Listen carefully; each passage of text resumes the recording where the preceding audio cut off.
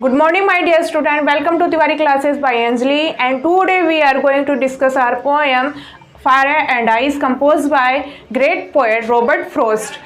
तो बच्चों ये जो आपकी पोएम है फायर एंड आइस, इसमें जो हमारे रॉबर्ट फॉरेस्ट हैं वो हमें दो चीज़ों के बताते हैं, एक तो फायर और दूसरा आइस। यानी यहाँ पे जो आपका फायर है, फायर का मतलब यहाँ डिज़ायर है और जो आपकी आइस है यहाँ पे आइस का मतलब है हेट। यानी हमारी लाइफ में आज के टाइम में क्या होता है कि हमारी जो इच्छाएं हैं यानी जो हमारी डिज़ायर्स हैं वो बढ़ती ही जा रही हैं, कम नहीं होती हैं। हमें हर चीज़ चाहिए अपनी लाइफ में, हमें जितना मिलता है उतना ही कम लगता है। और दूसरी चीज़ है आपकी आइस यानी हेट। हेट क्या है? हम अक्सर आज के टाइम में दूसरों से नफ़रत करने लगते हैं बहुत ही जल्दी, छोटी छोटी बातों पे एक दूसरे से नफ़रत होने लगती है, चिढ़ने लगते हैं। तो ये क्या है? हमारा आइस। तो जो हमारे रॉबर्ट फॉरेस्ट हैं वो क्या बताना चाहते हैं हमें कि जो वर्ड है उसका एंड किससे होगा, या तो फायर से होगा या फिर आइस से होगा। यानी या तो नफ़रत से होगा आपकी या डिज़ायर से होगा। यानी जो हमारी इच्छाएं हैं वो कभी कम नहीं होती और जो हमारी हेट है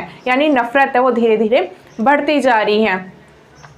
तो हमारे रॉबर्ट फॉरेस्ट इस पोएम में कहना चाहते हैं कि अगर वर्ल्ड का एंड हुआ दो बार में तो पहले किससे होगा? फायर से। हमारी डिजायर्स की वजह से हमारा अंत हो सकता है। और दूसरा है हेट, यानी हम दूसरे से अगर नफरत करेंगे तो हम अंदर ही अंदर क्या होते हैं? घुटने लगते हैं, अंदर ही अंदर परेशान रहते हैं हर वक्त। जैसे हम दूसरे को देख के बहुत चिढ़ रहे हैं कि अरे इसके पास तो इतना कुछ है और हमारे पास नहीं है, तो क्या होगा? हम अंदर ही अंदर अपने आप में परेशान रहेंगे और उससे क्या हो सकते हैं? हमें तो बहुत ज़्यादा हानियाँ हैं। So now let's start our poem. Some say the word end in fire, some say in ice। यानी some say कुछ लोग कहते हैं, यहाँ some say का मतलब है कुछ लोग, यानी साइंटिफिक बात करी जा रही है, यानी साइंटिस्ट कहते हैं the world end in fire। जो दुनिया है उसका अंत किससे होगा? फायर से, यानी आग से होगा। some say in ice और कुछ लोग क्या कहते हैं किससे होगा? आइस से। आइस का मतलब यहाँ पे आपका hate. From what I have tasted of desire, I hold with those who favor fire। यानी जो हमारी डिज़ायर है यानी जो हमारी फायर है उसका कंपैरिजन किससे करा गया? आपका डिज़ायर से। I hold with those who favor fire और मैं उन लोगों के साथ में हूँ जो क्या कहते हैं कि जो हमारा वर्ल्ड है उसका एंड किससे होने वाला है? आपका फायर से। यानी हमारे पोएट कह रहे हैं कि कुछ लोग कहते हैं कि जो वर्ल्ड है उसका एंड किससे होगा? फायर से होगा। और कुछ लोग क्या कहते हैं जो हमारा वर्ल्ड है उसका एंड किससे होने वाला है? आपका आइस से, यानी डिजायर से और हेट से। पर जो हमारा पोएट है वो क्या है? जो आपकी फायर है उसकी तुलना कंपैरिजन किससे कर रहा है? आपका डिजायर से, यानी हमारी इच्छाओं से। और वो क्या कहता है? आई होल्ड विद दोज, मैं उन लोगों के साथ में हूँ जो क्या है? फायर के साइड में, यानी जो फायर को ज़्यादा कहते हैं कि फायर से ही दुनिया का अंत होगा।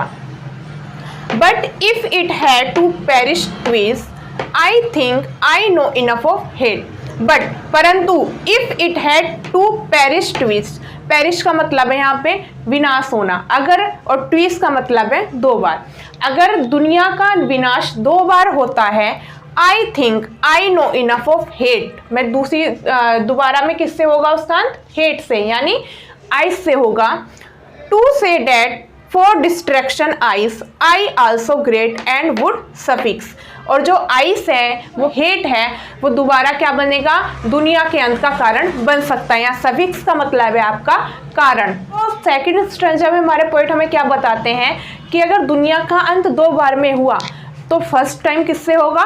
फायर से होगा। और सेकंड अगर होता है तो सेकंड किससे होगा? आपका आइस से होगा, यानी हेट से। पहला हमारी इच्छाओं से और दूसरा क्या है? हमारे हेट से, यानी नफरतों से। तो इस पोएम के माध्यम से पोएट हमें ये बताना चाहते हैं कि हमें ना तो अपनी डिज़ायर्स को बहुत ज़्यादा बढ़ाना चाहिए, यानी हमारे पास जितना है हम उतने में सेटिस्फाइड रहने की कोशिश करनी चाहिए। और सेकंड क्या है? हेट, यानी हमें दूसरों से बिल्कुल भी नफरत नहीं करनी चाहिए, हमें सबके साथ प्यार से रहना चाहिए। सो आई होप कि आपको ये पोएम अच्छे से समझ में आ गई होगी। हमें कमेंट बॉक्स में ज़रूर बताइएगा ये पोएम आपको कैसे लगी। And thanks for watching Tiwari classes. Take care and bye bye.